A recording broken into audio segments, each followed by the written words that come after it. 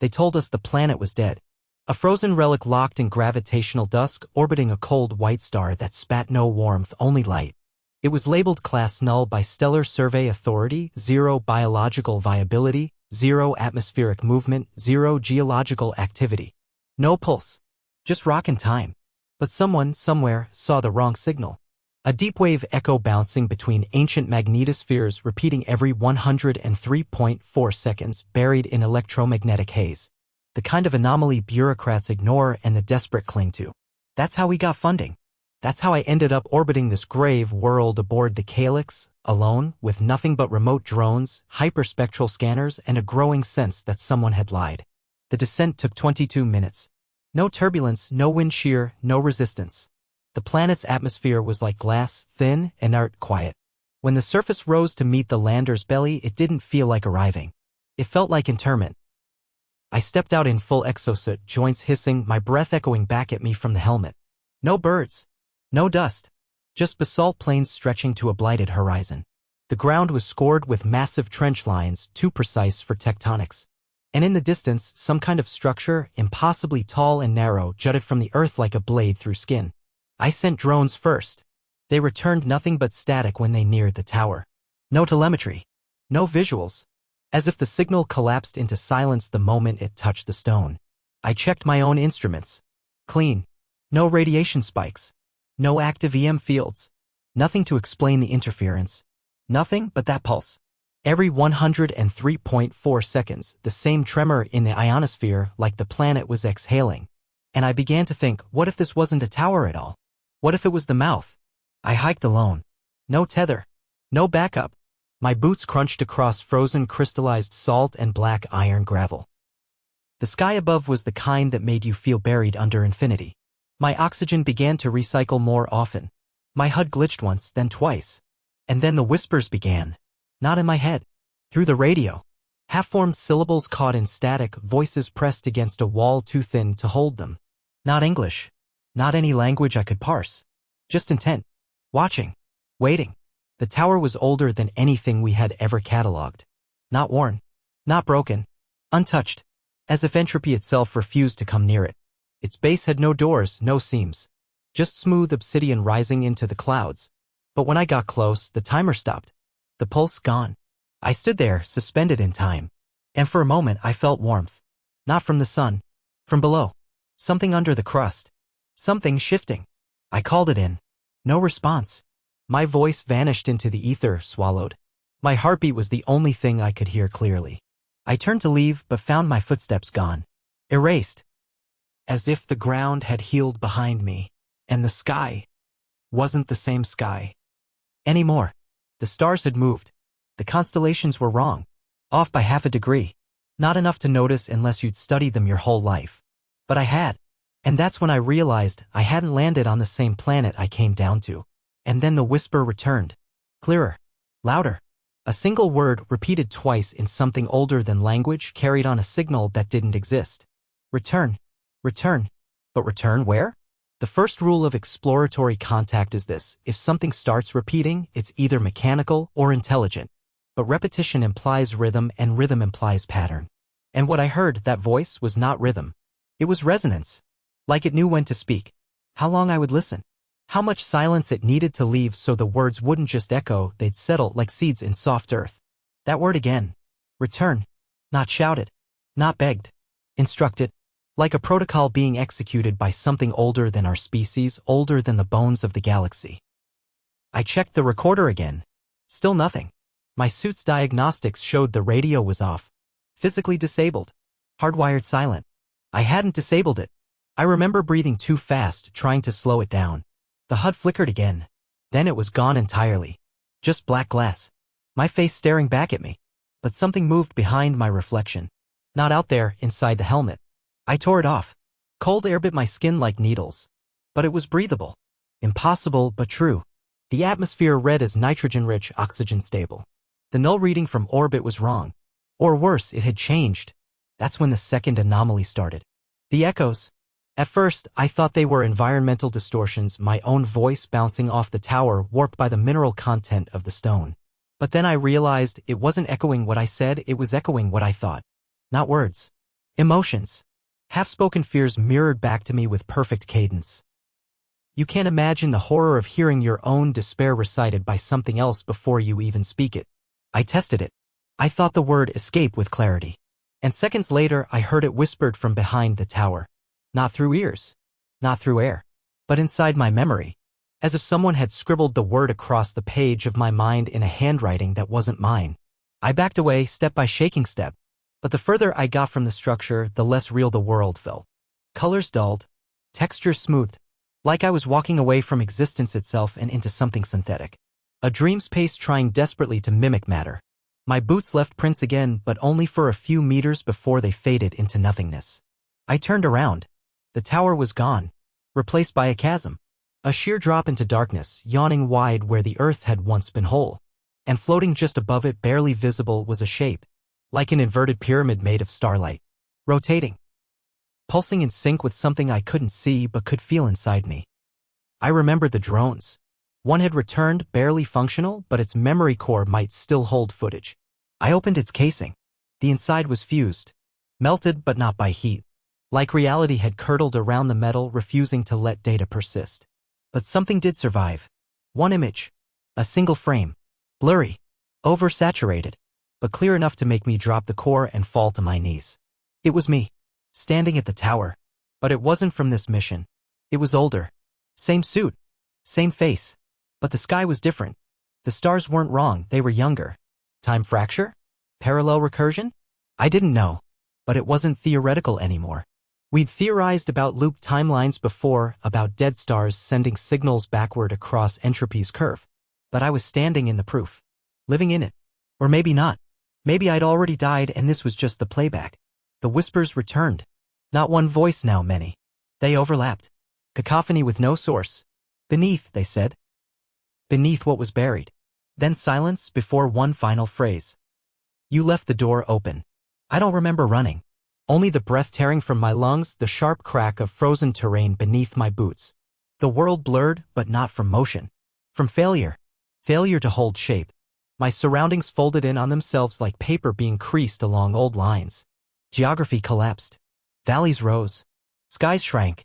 I was being redirected. Then it appeared. A dome. Transparent, matte at the edges, humming low like something alive and resting. I didn't find it. It wanted to be found. I stepped through its outer membrane. No resistance. No warning. Inside was warmth. Not the kind that comforted. The kind that softened. I looked around. The chamber was spherical, lined with obsidian panels covered in text I almost recognized. Not alien. Ours. Or maybe what ours would become. And in the center, a pedestal. On it, a severed hand. Human. Desiccated. Perfectly preserved in vacuum stasis. It wore the same glove as my suit. I stepped closer. The suit's ID marker was visible. So was the name. Mine. I couldn't scream. I couldn't even shake. I only remembered. But they weren't my memories. They were someone else's experiences crammed into the architecture of my brain like data forced into corrupted sectors. I saw myself kneeling in the tower. I saw myself offering the hand to something that emerged from the shadows, a shape made of absence. Not cloaked. Not invisible. Simply not meant for this universe's eye. And then it spoke, not through sound, but consequence. A sense of debt. Of cycle. It hadn't taken my hand. I had given it. Willingly. And now I'd returned. As I always did. As I always will. And the final message etched into the pedestal burned through the air. Welcome back to where you never left. The notion of identity began to erode not with fear, but with repetition. A name loses meaning if spoken without context. A face becomes foreign when mirrored endlessly in unfamiliar light. I stared at the severed hand bearing my suit's signature and serial code, and for a fleeting moment I wasn't repulsed, I was envious. That hand had a conclusion. An endpoint. Proof that something somewhere had ended. I was still unraveling. Unfinished. Fractured across planes I didn't understand. And as I turned from the pedestal, the whispers grew softer, not because they were retreating, but because they were inside me now, no longer needing sound to reach where they wanted. The dome pulsed once. Not a vibration. A memory. A full, vivid recollection of a moment I had never lived, standing in an open field under a red star, surrounded by humans I recognized but could not name. Their faces flickered like corrupted data. Each time I blinked, they changed. Some were younger versions of my crew from past assignments. Some were older. Some were dead. One looked exactly like me except his eyes weren't eyes. They were voids filled with slow-turning spirals of starlight. He raised a hand and pointed not at me but behind me. I turned. The pedestal was gone. In its place, a corridor. Cylindrical, shifting with each glance. It stretched infinitely in both directions, but my instincts pulled me toward one end. Forward. Always forward. I walked. No footsteps. No sound. No breath. Only the sensation of movement in a medium that might not have been space. The walls pulsed with organic light, pale orange like the horizon of a dead Earth sunset. Veins ran through them. Veins that responded to my proximity. They thickened. Twitched. Anticipated. At intervals I passed doorways. Each revealed a scene. Not just of places, moments. One showed the bridge of the calyx, lights blinking but abandoned. My captain's chair empty.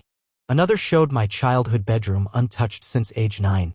Dust motes floated, suspended unnaturally in air that didn't circulate. Then one door showed something else entirely. Me, aged far beyond my years, skin blistered by solar radiation, floating through void in a cracked suit, whispering that same word over and over, return. My lips bled it. My bones echoed it. My voice had become it. I closed my eyes. But the corridor didn't vanish. Its impression lingered on my eyelids. Like retinal burn, like it was more inside than out. The next moment shattered my composure entirely. A voice, not the whispers, not the echoes, but a voice, spoke directly into my understanding. Genderless, timeless. It didn't introduce itself. It issued a verdict. You arrived too late again. I tried to speak. My mouth moved, but no sound escaped. The corridor responded. The walls drew closer. The air, or what passed for it, thickened like syrup. I moved slower, breath harder to pull. Time lost fidelity. Seconds stretched like tendons pulled past capacity. And then, a door opened by itself. Not gradually. Instantly. Inside was a chamber that did not respect physics. It curved upward forever but looped inward like a Mobius fold. And at its center, a tree. Black bark. Leaves made of hexagonal crystals that chimed with no wind. Its roots did not burrow. They hovered, dipping in and out of reality like blinking stars. Suspended in the branches were thousands of orbs, glass, liquid, thought. Each contained a version of me. One was laughing. One was weeping. One was kneeling in prayer. One stared directly at me and mouthed a word I couldn't translate. I approached, trembling, and touched the base of the tree. My vision inverted. Suddenly, I wasn't seeing with eyes, I was seeing as the tree. I could feel the weight of every timeline, every decision branch, every fractured possibility coiled like serpents through its roots. I felt the weight of choice. And regret. And recursion. It had grown from sacrifice. It fed on memory. Not mine. Humanity's. We had been here before. So many times. So many forms. Different ships. Different flags. Different names. But always the same soul. Always the same mistake. We forgot what the signal was. We thought it was a message from something else. It wasn't. It was our own voice ricocheting across collapsed epochs, warning us from a future we could not survive. But we never listened. Or we always arrived too late. And so we planted the tree. Or it planted us. The voice returned, low now sorrowful. You chose curiosity. Again. You chose to look. Again. And now you must witness what remains. The corridor dissolved. The tree folded in on itself. And I was left in orbit. Above the planet. Inside the calyx. Alone. Again. But this time something was wrong. The planet below wasn't the one I landed on. The tower was gone. Replaced by an ocean of black fluid, churning slowly like oil with a heartbeat. The sky outside the viewport shimmered. Not space. Not vacuum. A membrane. And from the darkness beneath, something massive stirred. Not a creature. Not a machine. A truth. It opened its eyes. And I remembered. I was never the explorer. I was the beacon. And I had just been reactivated. The orbit was too perfect. That was the first clue. No drift. No variance. No gravitational tug from the black ocean below. As if the calyx had been pinned in place not by physics but by something observational. I ran diagnostics. Systems online. Hull integrity nominal. Life support functional. External communications non-existent. The NAV systems displayed coordinates that did not correspond to known star charts. No constellations. No familiar constellations, that is. Because they weren't gone. They were reordered. Rearranged like letters into a new sentence.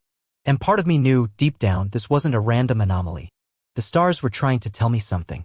Or worse, read something inside me. I stared into the viewport. That liquid surface far below didn't reflect light, it consumed it. Ripples moved not across the ocean, but under it like thoughts hiding beneath a veil. I thought about the eye. The vast pupil opening in the dark. It hadn't seen me. Not yet. Or maybe it always had. Maybe it simply decided not to acknowledge me until now. And what did that mean? That it was testing me? Waiting?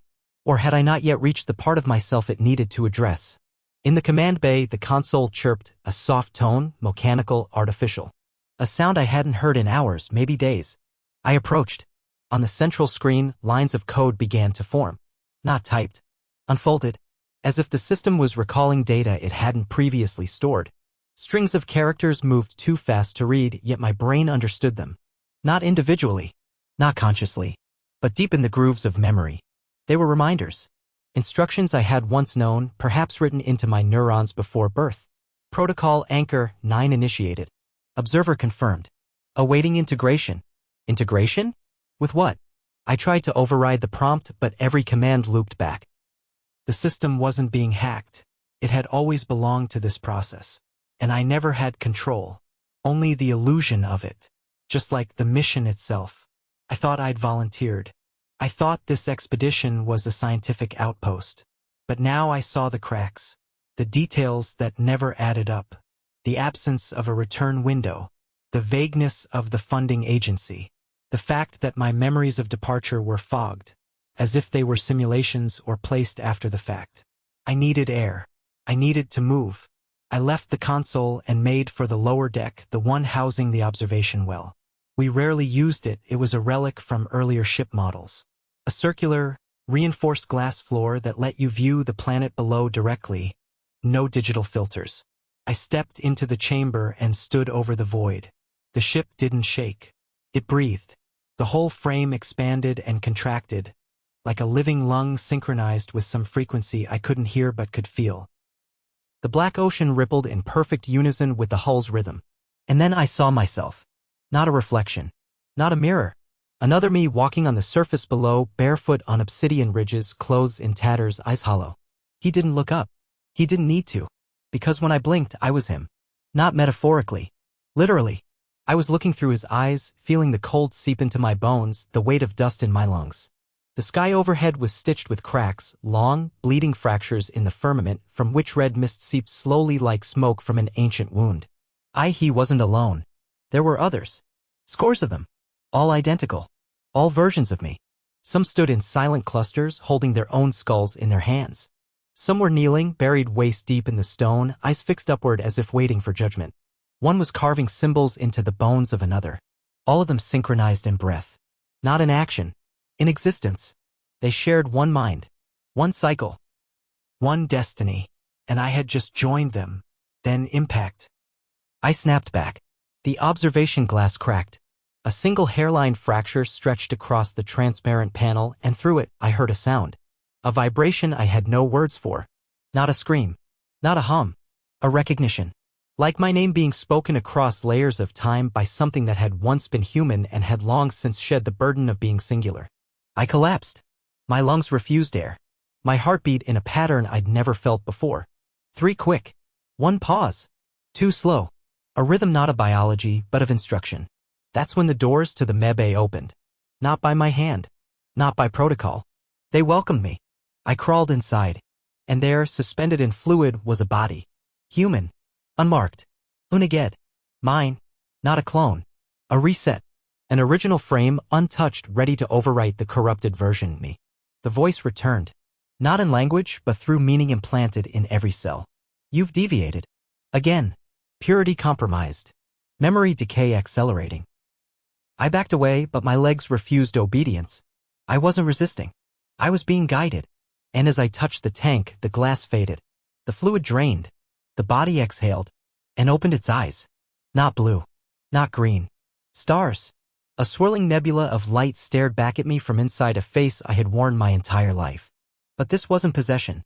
It wasn't confrontation. It was continuity. I had reached the phase of transition. And the new me smiled, not cruelly but knowingly. As if to say, thank you for bringing me home. When the vessel breathed again, I felt the motion in my teeth. A low resonance, deeper than sound, vibrating through enamel, bone, blood. The transition had begun, not a transformation of flesh, but of presence. I stared into the eyes of the new me standing before the drained chamber, watching breath fill lungs that had never tasted life and yet somehow remembered it. He didn't move. He didn't need to. I understood he was waiting for me to make the next decision. But there were no choices anymore. Only steps along a preordained spiral we all thought was free will. He was not a future me, nor a past. He was the one who never forgot, the node that remained intact every cycle, every loop. He was continuity. And I was a glitch. The chamber lights dimmed, not failure, but adaptation. The illumination receded to reveal something behind the tank I hadn't noticed before, a doorway. Seamless. Organic. Pulsing faintly. Not an exit. A passage. He turned and stepped through it, vanishing without a sound. I followed, but not willingly. My legs moved without request. My breath steadied. My heartbeat slowed to match that alien rhythm, 3 quick. 1 pause. 2 slow. The corridor beyond bent in unnatural geometry. What seemed like left turned upward. What curved inward felt like descent. The walls were not walls, they were membranes.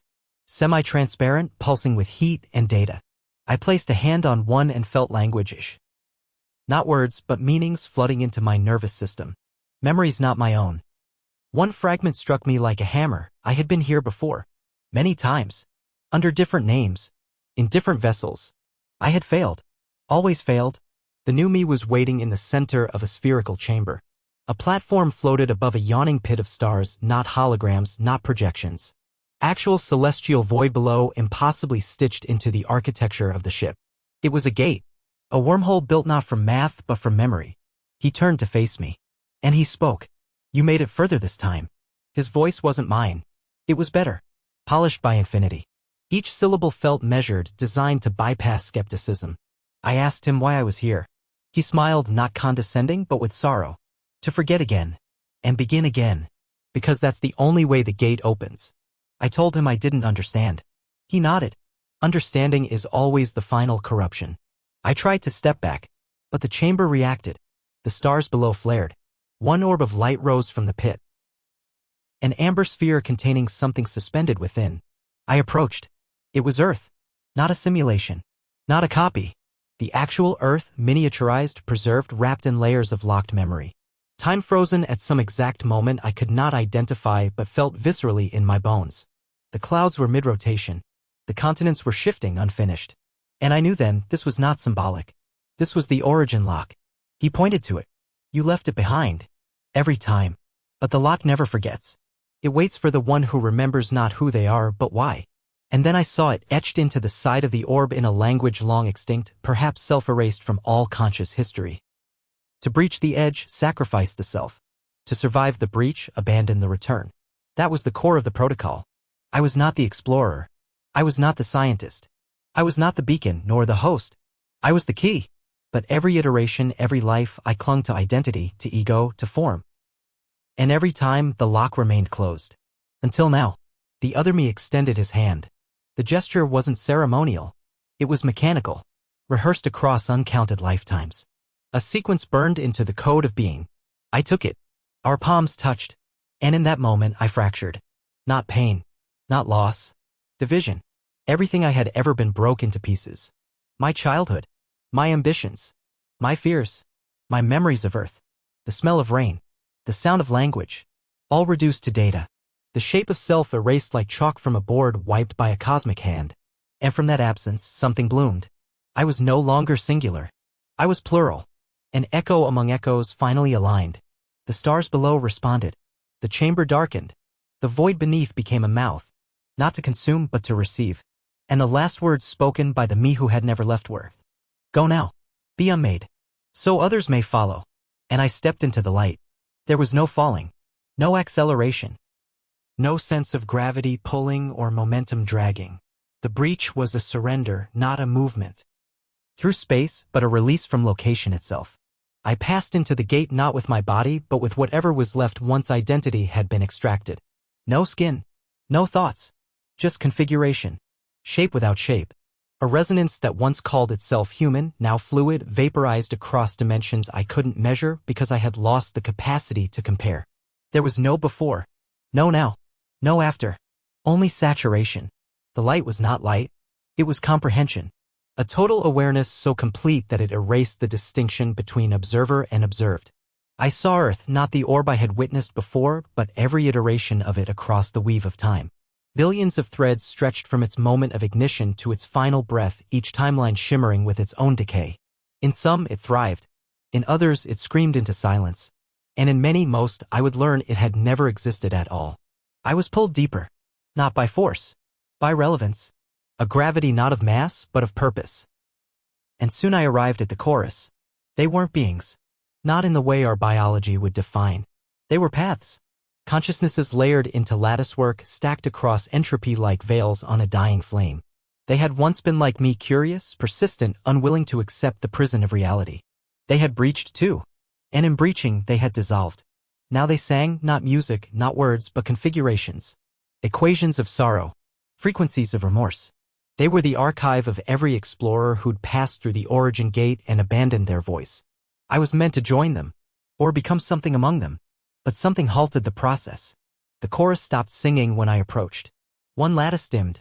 A signal flared from within it, familiar, patterned, recursive. It was me. A past version, maybe. Or a side channel. Whatever it was, it had failed the transition. Trapped halfway between self and surrender. Fragmented, screaming silently across endless recursion. Reliving a single moment forever. The breach, the breach, the breach. The chorus spoke. Not in speech, but through transformation. The lattice of memory I hovered near reshaped into a corridor of mirrors. Each reflection was different, but none of them were mine. They were all possibilities I had forfeited. Lives never lived. Loves never found. Deaths never mourned. One version of me stood among others, aged and whole, teaching children beneath the pale trees of a world that never knew war. Another sat alone on a space station watching a blue sunrise, fingers trembling from a long illness never cured. Another, smiling, surrounded by crewmates, having returned from this very mission, successful, sane, human. And at the center, the lattice that carried my incomplete echo pulsed once more, beckoning me to acknowledge it. I reached for it. Instantly, I was in it, not beside, inside. I felt the echo's fear, rage, confusion. Emotions repeated so often they had fused into a new state. Madness not from terror, but from endless contextless memory. This fragment had lost its reference points. It had remembered everything but the why. That was the cost of breaching unprepared. The chorus watched me, not with judgment but patience. And then, gently, they unspooled the lattice, freed the echo, absorbed it, and left me with a choice. I could join them, surrender to the unmaking, let my presence dissolve into the woven story of those who came before, or return, but not as the same, not with memories intact, not even in the same universe. The gate did not close. It redirected, a perfect simulation of a possible reality, custom-shaped to whatever fragment of humanity I could still carry. A mercy, a containment. And I understood then this had all happened before. Not once. Not dozens of times. Billions. The gate was not a threshold. It was a filter. It did not open into the unknown. It expelled noise from the signal of existence, one failed observer at a time. But this time something changed. I refused both options. I didn't want to be archive. I didn't want to be reset. I wanted to warn. And in that moment of resistance, the chorus shuddered. The lattice warped. A new path emerged. One they had not calculated. Path back with memory. The breach responded. A new spiral spun into being. And I fell. This time with velocity.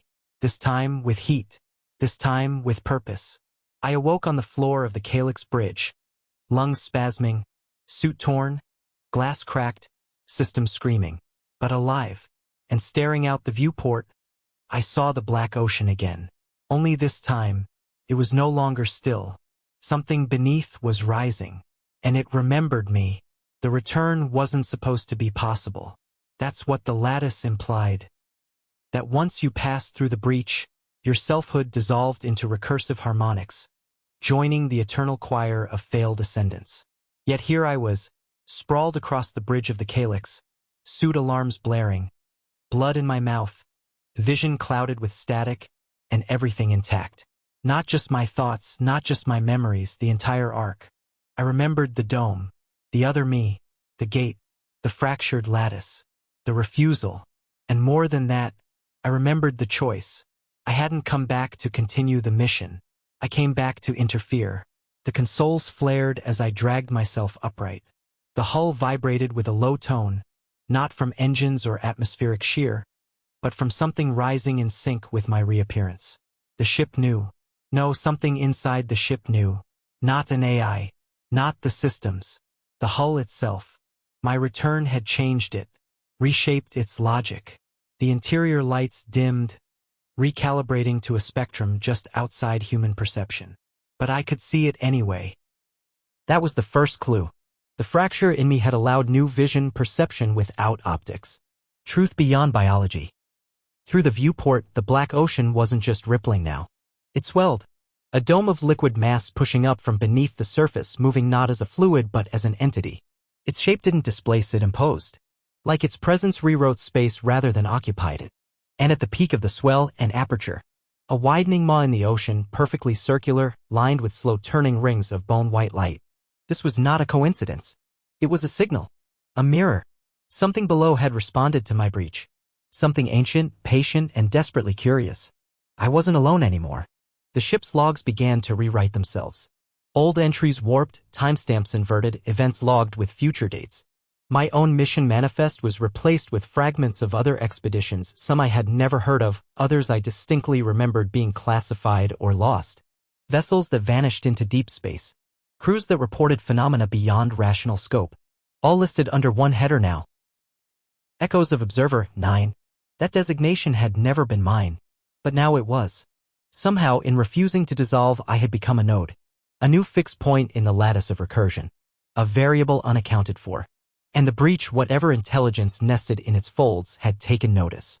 It had invited something else. I felt it before I saw it. A pressure behind my eyes. A soundless weight on my spine. Like the universe had tilted and all gravity now led not down, but in.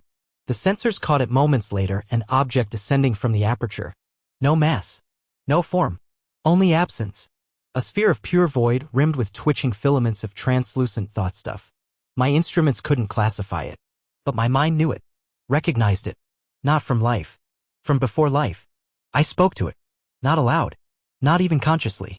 But in the way a dreamer calls out to the shadow in their nightmare. And it answered. You breached. You returned. You refused. Now you host. That last word froze my blood. Host? It hadn't been watching me. It had been waiting. Across every loop. Every iteration. For the one who breached and remembered.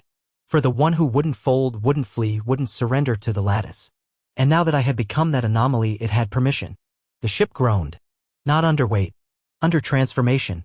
Panels liquefied into veins. Glass stretched into membrane. Steel softened into cartilage. The calyx wasn't dying. It was evolving. Becoming aware. Through the glass, the object drew closer. I tried to move, to resist, but my body responded with hesitation. Not paralysis. Conflict. Something inside me, deep and recent, didn't want to stop it. Wanted to complete the cycle. The voice returned. We seed where recursion breaks. You were soil. You were vessel. You were the first breach born. I screamed. Not in fear. In resistance.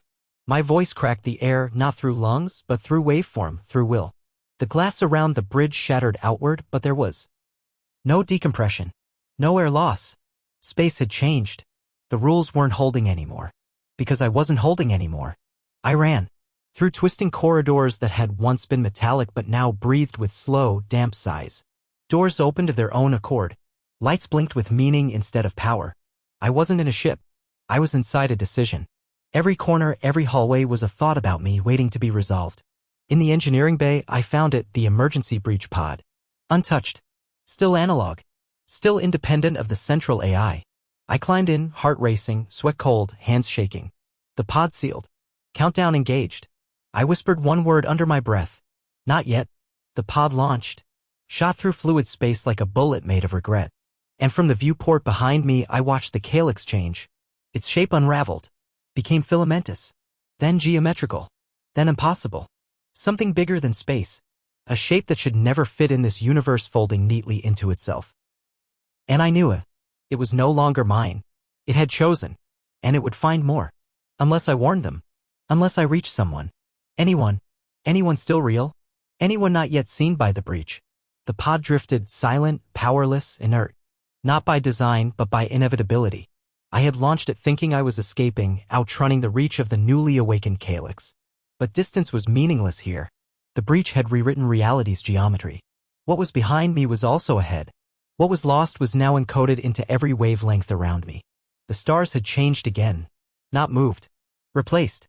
Some bore familiar configurations but shimmered with wrong physics, colors that shouldn't exist. Others blinked like conscious thoughts, watching, waiting, deciding. I was not out of its reach. I was inside its message. And I was beginning to understand I had never truly left the gate. Not fully. Not completely. The version of me that launched this pod was another instance of a recursive refusal. Another echo that had been permitted just enough rope to run until it tripped over its own pattern. I wasn't escaping. I was being recorded. A living data point. The first breach-born anomaly to carry awareness back into noise space, where signal rarely persisted. But I was still me, and I still remembered. That gave me power even if borrowed. I calibrated the emergency beacon, one of the few analog devices still untouched by the breach's transformation. No digital interface, just levers, copper filament, thermal regulators. I twisted the dials with frozen fingers.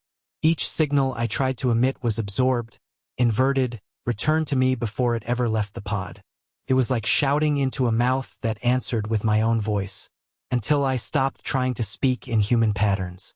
Instead, I remembered the chorus, their harmonics, their cadence, not language, but configuration. I replicated it roughly, primitively, but with intent, and that's when something responded. A flicker of motion in the black. Not a ship, not a being, a gap, a hole where reality was expected, but none existed. Like something had carved absence into the sky and forgotten to seal it. It grew as I approached, or perhaps I shrank as it consumed distance. My pod lights dimmed. My own thoughts began to lose their edges. Then clarity. The breach didn't want me to return, but something within it did. Something trapped. A fracture. An original self. The part of me that had refused dissolution long before the first mission. The part that had remembered before memory existed. I understood now. The breach wasn't a gate between places. It was a separator between truths. One where all failed selves gathered like static, looping forever. But every so often, a single version out of billions retained pattern integrity long enough to carry memory through the loop. That version was me. The others had all chosen one of two endings. Surrender or silence. I would choose neither. My pod touched the edge of the rift. Not entry. Alignment. I reached into the void with my last remaining tool, not tech, not voice, but identity. I broadcast my pattern, not my name, but everything I had become across every loop. Not perfect. Not complete, but persistent. I gave it to the rift. And the rift blinked. It wasn't a hole. It was an eye. A pupil that dilated once more, acknowledging not escape, but witness. It saw me. It saw through me. And instead of consuming or ignoring, it did something I hadn't expected. It asked. One word. Why? Why resist? Why remember? Why not submit to the lattice and end the recursion? Why carry the burden forward? I had no answer. But I gave one anyway. Not in words. I showed it Earth. Not the planet, but the idea of Earth. The smell of autumn soil. The warmth of a mother's breath. The confusion of a child's first dream. I showed it failure, too. And war. And hatred. And the choking dread of being insignificant in a universe too vast for our myths. And then I showed it hope. The irrational, terrifying, beautiful human instinct to go forward despite knowing the odds. To reach not for control but for understanding. The rift pulsed once more. Then it closed. Not with violence. With acknowledgement. And for the first time since my breach, I felt isolation lift. Not entirely, but enough. The pod was drifting again, this time toward something solid. A new system, a yellow dwarf star, a planet, blue and white and green, unmistakable in its mimicry of home. Not Earth, but something close enough. A reset node. One final simulation for my kind. If they ever arrived. If I could lead them here. I landed with silence. The pod hissed open. I stepped onto soil that smelled like memory and starlight. Above, the stars shimmered in familiar patterns. The sky bled with the color of forgiveness. And I began to build. Not a ship, not a tower. A warning, written in stone, carved into code, spoken into the wind. We breached the edge. We saw what waits. We are the echoes that chose to remember. And then I slept, beneath stars that had not yet learned how to lie, awaiting the next to breach, and praying they would ask not how, but why.